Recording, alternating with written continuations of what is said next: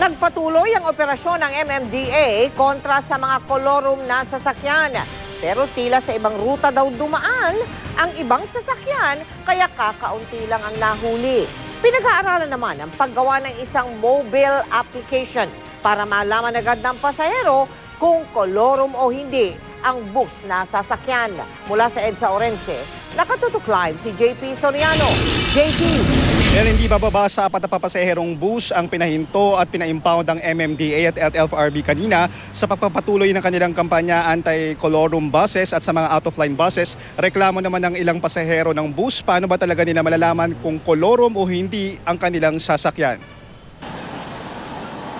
Halos makipagpatintero sa gitna ng EDSA ang ilang tauhan ng MMDA at LTFRB para parahin ang ilang pampasaherong bus na tila umiiwas daw sa ginagawa nilang inspeksyon. Sa EDSA People Power Monument, isa-isang pinahinto ang mga bus. Sa loob ng 3 oras, umabot sa mahigit 10 bus ang pinahinto.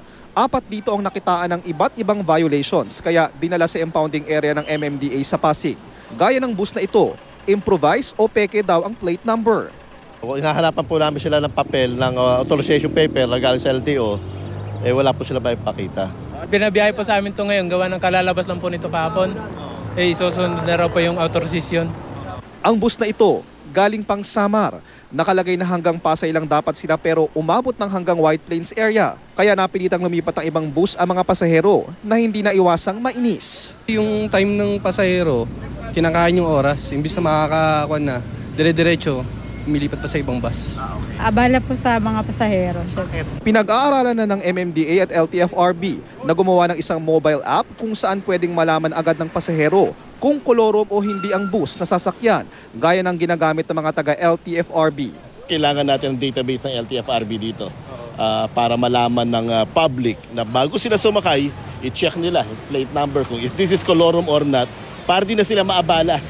Kung kahapon umabot sa 27 ang bus na nahuli, ngayon halos wala ng kolorum na bus na napahinto. Ayon sa MMDA, maaaring dumaan sa ibang ruta ang mga bus. Nais din ng LTFRB na magdagdag ng tinatawag na stencil buoys. Para sasabayan natin ng stencil, para malaman natin kung totoo yung sasakyan at match doon sa plaka. Dahil napupuno na ang impounding area sa Pasig, balak ng MMDA na ilipat ang ibang sasakyan sa Marikina. Plano na rin nilang maghanap ng ibang impounding area sa Quezon City at Tagaytay. 3 buwan ang suspensyon sa isang nahuling kolorum na bus, pero makakabiyahe sila kaagad kung babayaran ng multang 6,000 piso.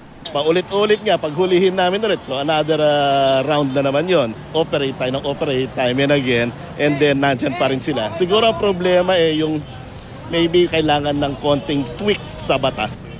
At Mel, sa mga oras na ito, makita natin sa ating nilalagyan sa may EDSA Orense, north at southbound ay mabagal at masikip ang daloy ng trapiko. Ayon sa MMDA, sa northbound ay nagpapatuloy ang masikip na daloy ng trapiko hanggang EDSA Cubao. Sa southbound naman ay umaabot ang masikip na daloy ng trapiko hanggang sa Pasay. At kanina ilang minor accidents din ang naitala sa may flyover sa Ortigas at sa may C5 na naging dahilan din ng pagbagal ng daloy ng trapiko. At yan muna ang latest mula rito sa EDSA Orense, Mel.